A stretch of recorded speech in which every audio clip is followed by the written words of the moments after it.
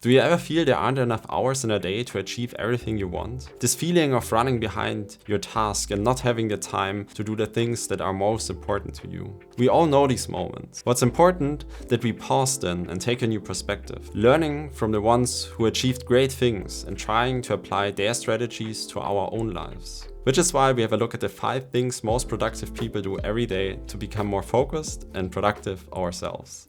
Welcome back to the channel. If you're new here, my name is Tamino. I'm working as a product lead in tech, and on this channel we explore different strategies and tools we can use to lead more productive, successful and meaningful lives. And let's now dive into the first point, which is about obsessing over taking action. Because we know the most important thing is the first draft and getting it out there and then getting feedback from reality. Because often we end up trying to overthink things way too much. And this then leads us into a state of analysis paralysis, and then we don't take any action after all, because also our fear of failure increases the more time we spend thinking about it. Of course, you don't want to always go directly into action without taking like 5 minutes to think about, but it's a contrast of spending days and weeks before making a decision, or making no decision after all, or spending like a few minutes or a few hours if it's a bigger decision, also here thinking about, okay, what's actually the impact of the decision, and then taking action.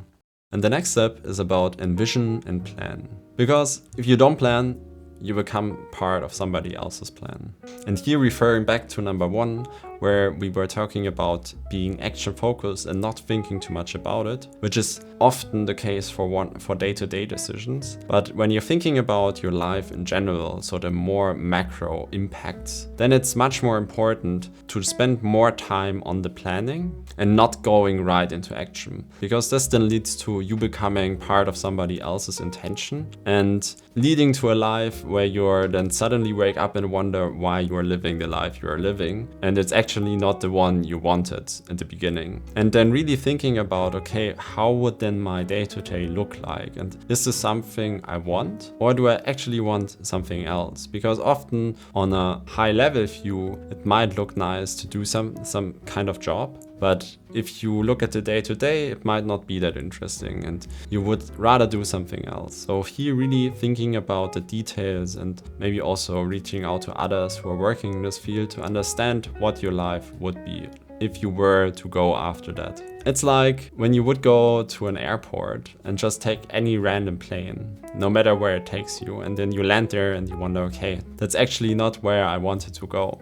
But it's often what happens if we don't spend this time and think about our life on a more macro level. And then once we have figured out our vision and our goals and what is important to us, we then take this and reverse engineer it. So getting goals from that vision. So thinking about, okay, if that's the final goal, what do I need to do like in between all the different steps to get there? And then setting goals and milestones. And those goals can then be focused on different time ranges. So we have the big goal, but then we have like a 5-year goal, maybe a yearly goal. And this goes down to our daily goals. Because then with that, we can set a daily intention where we know when we are executing something. And then here going back to the first point where it's about taking action. So when we know we have this big goal and we are now working on like a smaller goal for our day-to-day, we know that's the right thing to do. So we don't have to crazily overthink it. We know, okay, that's the direction, so let's get going and execute as fast as we can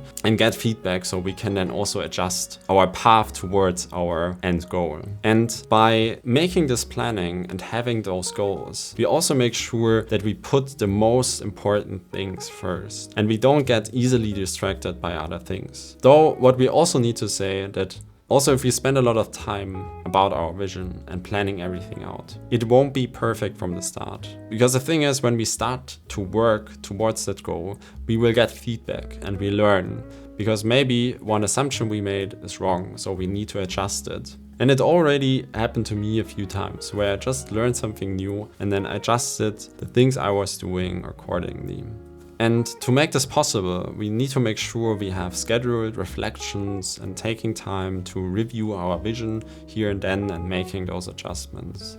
So it doesn't need to be daily. I mean, it's perfect if you do it daily, but also weekly. So at the end of the week, looking back and seeing where you made progress, what new things you learned, and then thereby adjusting your vision, your goals, and the understanding you have about yourself and the things you value. And with having all that, we will be able to start our day with intention. The next is about applying leverage and thereby making the most of our most limited resources, which is time. And when we are able to leverage our time and thereby being able to spend more time on the things we want to spend our time on, we become wealthy. Not in a sense of how much money we have, but how much control we have about our own schedule, where we can decide on what we spend our time and when. And to make the most of our time, there are a few things we can do. One is creating processes and systems. And thereby we ensure that we don't reinvent the wheel, but we use what's already out there. And that we systemize everything that can be systemized. And thereby making sure we don't rely on our memory, which is always a bad idea, and relying on systems to produce the output we want to have. And by focusing on building these systems and processes, we build the foundation for outsourcing the things we are not that good at. Where we, for example, if you're having a business, where we can hire someone to do the work that they are good at, but we are not. And thereby making up more time on our side to be spending on the things where we have the biggest strength and where we can have the biggest impact. Also, when working, a nice thought experiment is to also think about the activities you could be doing that have outsized returns. And what I mean by that is that you take something where you put in some time and effort, but this time you put in will then repay you down the line much more than you originally put in. For example, if you are building an app, you need to write a code for the app once. But after that, you can onboard as many customers as you want. And it's always run on the same code. So you only have to do this work once and then you can sell it as much as you want. And you don't need to put in more effort. The effort is more than put in on the sales and marketing side. But on the app itself, this value just increases as more people use it. So what could we do? What activities could we follow that give us outsized returns? Another thing is, for example, networking, where you start to build up your network and then the more people you know, the more people you can reach out to. Because there will always be someone who knows someone through another person in your network. And the same thing goes for different media. So channels, podcasts, movies. You only need to produce it once and then as many people as possible can watch it. And you don't need to reproduce the movie for every person that is watching it. And that's why it's so important to think about when deciding on what you work on day to day, to try to choose and fit in some of these activities that have potentially outsized returns, because you will just benefit from it down the line. The next thing is about rest and recharge. Thinking about your body and your mental health, because it doesn't make sense if you now put all your efforts into working really hard and working hours on end and not sleeping much, because at some point you won't be able to sustain that any longer. And then there comes a breakdown and a burnout and you need to stop working in order to then recharge. But the problem is you're then losing the momentum you already built up. And therefore, taking a more balanced approach where you're focusing on having time to recharge mentally and also physically, where you invest in your body, so doing workouts and having enough sleep. So you have the energy to do the work for years and you don't need to have these breaks, or you're forced to take breaks because your body can't just do it any longer. And also here it's important to note that rest doesn't mean it's rest, because watching Netflix with a beer on a sofa isn't really that good for your body in comparison to going for a walk or doing some mindful session, doing some meditation, all these things that really help you regain focus and be calmer in your day-to-day.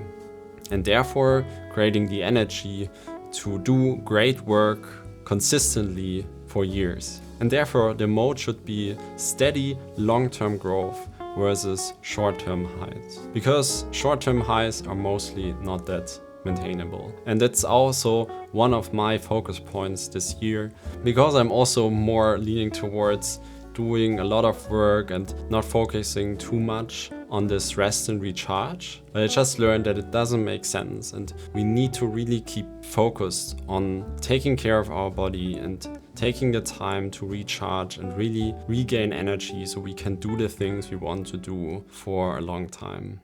Truth is, the world is always evolving. It's never standing still. There are new tools coming up, new technologies, new ideas on how to do things. And so it's also important for us ourselves to not stop growing and always trying to learn something new, to follow our curiosity and get ourselves to the cutting edge, always developing and going with the tools that come along, the technologies that come along, and leveraging those, going back to the point of leveraging our time.